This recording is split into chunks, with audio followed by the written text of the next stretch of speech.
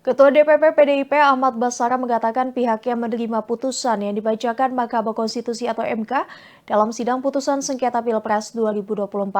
Diketahui dalam sidang yang digelar di gedung MK Senin 22 April itu, Mahkamah menolak gugatan Ganjar Pranowo dan Mahfud MD.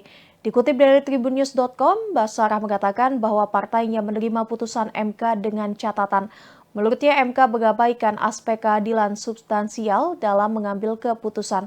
Namun dia menyadari bahwa keputusan MK bersifat final dan binding alias pertama dan mengikat.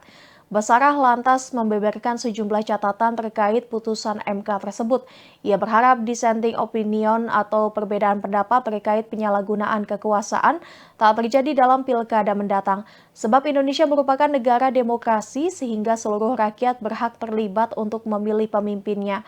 Ia berharap pendapat 3 hakim yang menyatakan dissenting opinion untuk bisa menjadi refleksi bagi seluruh pihak.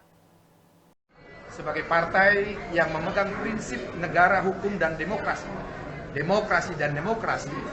mana konstitusi memberikan wewenang kepada Mahkamah Konstitusi yang putusannya bersifat final and binding, pertama dan mengikat, maka sebagai konsekuensi PDI Perjuangan menjunjung tinggi prinsip negara hukum dan demokrasi itu, PDI Perjuangan menerima putusan Mahkamah Konstitusi itu dengan catatan.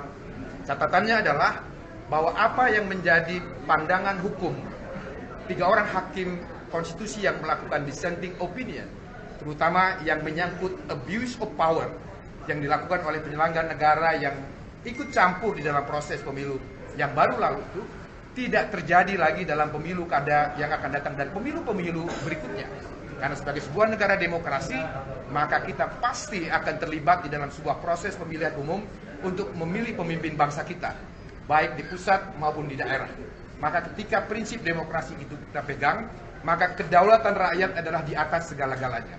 Oleh karena itu, penerimaan terhadap keputusan Mahkamah Konstitusi bersifat dengan catatan-catatan.